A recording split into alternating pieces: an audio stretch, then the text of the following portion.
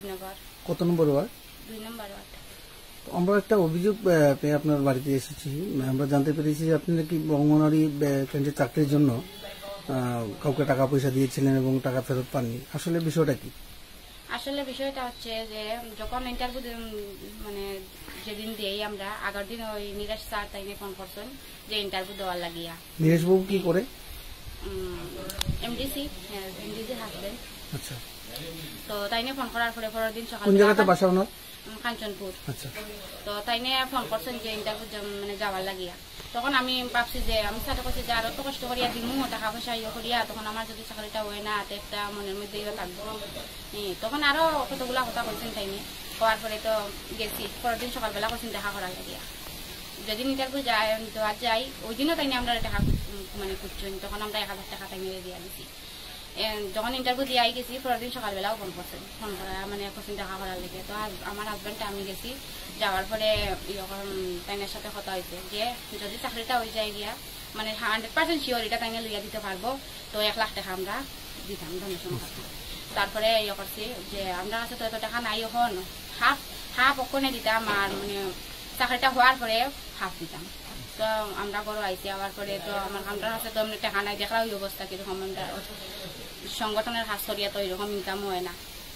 তারপরে আমার মার কাছ থেকে 50,000 টাকা আনছি, জায়গা বন্ধক দিয়া কিছু আর কিছু আগর গাছ ছিল ওইটো বেশি আমার মার দিছে। দেওয়ার পরে তো তাইনারে আমরা নিয়ে ক্যাশে হয়ে দিছি, সকালবেলা গেছি গিয়া টাকাটা দিয়ে আসছি। আমার হাজবেন্ড প্রথম দিয়েছেন 1000 টাকা ইন্টারভিউর দিন, আর পরবর্তীতে দিয়েছেন আরো 50,000। দেওয়ার পরে ওই তাইনা কইছে যে চাকরিটা শিওর হইব কনফার্ম। এরপরেও মধ্যে মধ্যে আমি ফোন করিয়া যোগাযোগ করি যে ঠিক আছে স্যার কিরকম কিতা। এরপরেও কৈছেন তাইনে ভগবান দাসের কেন লইয়া যাইবার লাগিয়া আমার হাজবেন্ড। তো আমার হাজবেন্ডে গাড়ি ভাড়া দিয়া টিফিন খাওয়াইছে, মানে এভরিথিং কষ্ট করিয়া তাইনে লইয়া গেছেন। এরপরে কইছেন আগরতলা যাইতা, আগরতলাও গেছেন। তো তারা স্যারে কইতেছেন যে 100% শিওর আমরা তো হইব, সাকসেস হইব, কোনো টেনশন নাই। যখন গিয়া তোমার দেখা যায় রেজাল্টটা উঠেছে তখন তো দেখা যায় যে আরেকজনে পাইছে। তখন সাথে সাথে স্যারে আমরা ফোন করলাম যে স্যার আপনারা তো আমরা এত টাকা দিলাম, আপনি কইলাছেন শিওর হইব, তাইলে এখন কিটা করা যায়, তখন তো হইল না, তত টাকাটা আপনি আমরা রিটার্ন করতাম। করার পরে একটা ঠিক আছে টেনশন নিও না, আমরা একটা প্রজেক্ট লইয়া দিলাইমু, আর নাইলে যখন এডিসি থেকে কোনো চাকরি আইব তখন আপনারা দিয়া দিব আর কি। টাকা বেক করতে না কইছে? হ্যাঁ, টাকা বেক করতে পারতো না, ওখানে টাকা নাই তাইনে বলে ও কই আছে শিলচারা না কই ডাক্তার দেখাইতে গেছে, তাইনে রাতে টাকা নেই। তারপরে কয়েকদিন পরে আমার স্বামী অসুস্থ, তারপরে গিয়ে আমি ফোন করছিলাম যে টাকা কিছু টাকা দিয়া আমি ইয়ে করেন, কারণ আমি তো গরিব, তাইনে তো আর সেরকম টাকা পয়সা আমরা নাই, সমাজে কাজ করিয়া তো আর ইনকাম হয় না। তারপরে তাইনে কইছে পরের দিন যাওয়া লাগিয়া। তো পরের দিন সকালবেলা গেছি আমার ছোট মেয়েটারে লইয়া, যাওয়ার পরে তাইনে আমার 5,000 টাকা বার করিয়া দেয়। দেওয়ার পরে আমি কইছি দেখেন স্যার আপনি একজন সমাজের মেরুদণ্ড, শিক্ষক মানেও সমাজের মেরুদণ্ড, তা আপনারা যদি এরকম কাজ করেন তাইলে কেমন হইব, আপনি এখন আমার 5,000 টাকা দিলে এত টাকার মধ্যে। তারপরে কয় দেখো ওই বাকিগুলো আমরা খরচ হয়ে গেছে, হ্যাঁ, আর তুমি এটা ভাবছো না যে আমি খাইছি না টাকাটা, মানে এটা ইয়ে করতে লাগছে কয়েকজনে লেগে তারা ইয়ে করছে আর কি, এরকম কথা তাই। তারপরে আরো মানে খুব রাগ উঠছে আমার, সব রাগ উঠার কথা, চাকরিটাও পাইছি না আর এরকম টাকাটাও গেছে। তারপরে তাই নাকি তা করছে রাগ করিয়ে গিয়ে আরো 2,000 টাকা নিয়ে আইছে, আইয়া পরে মানে 7,000 টাকা দিয়ে দিচ্ছে আর কি। আর কয় মানে পরবর্তী সময়ে টেনশন করতাম না, পরবর্তী সময়ে যদি কোনো কিছু আইতে তাই নিয়ে দিব। এই ঘটনা আজকে থেকে কতদিন আগে রইব? 6-7 মাস।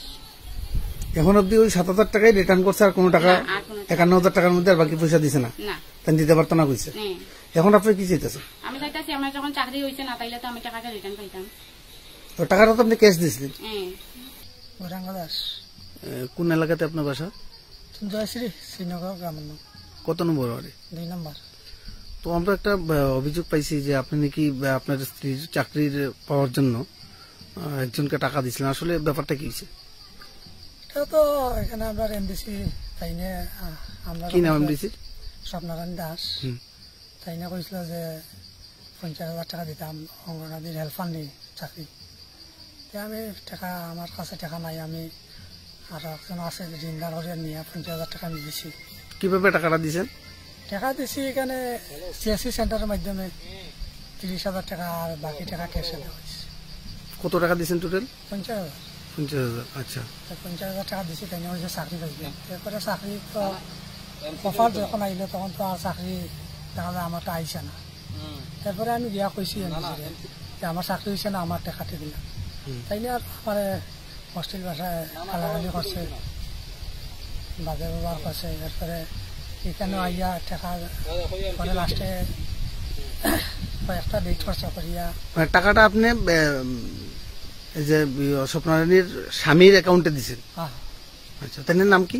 তাইনের নাম নিজের দাস। আচ্ছা, তাইনে টাকা পরে আমি নানান তারিখ করতে করতে তারপরে আমরা এখানের লোকও আমি আরো 10-এর মধ্যস্থ কয়েকজন তারা হয়েছে টাকা লইয়া দিন জন্য। পরে আমার 5,000 টাকা কম দিছে, 45,000 টাকা ঘুরাইয়া দিছে। এরপরেও হুমকি দামকি গালাগালি মাইক মারবো এরকম ফিকাপ লইয়া আয়। তেও আমি কইছি বাদ দাও, আমার এখানের নেতৃত্ব যারা আছে এরা হয়েছে সুস্থ বিচার চাই। আমি না বিচার টিচার এটা আমার লাগতো না। এই ধরনের ঘটনা কি শুধু আপনার সাথে হয়েছে নাকি এলাকাতে আর কারোর সাথে হয়েছে এরকম কোনো কিছু জানেননি? বিভিন্ন জনের সাথে এইরকম হইতে আছে। এটা রাজনীতি মানে এক জিনিস আর এই ধরনের ঘটনা আরো আছে? আরো আছে। তখন তো আপনি আপনার টাকা ফিরে পাইলিছেন, আমার টাকা ফিরে এখন আপনার হুমকি টুমকি দিতেছে? হুমকি টুমকি দিছে টাকা দেওয়ার সময়।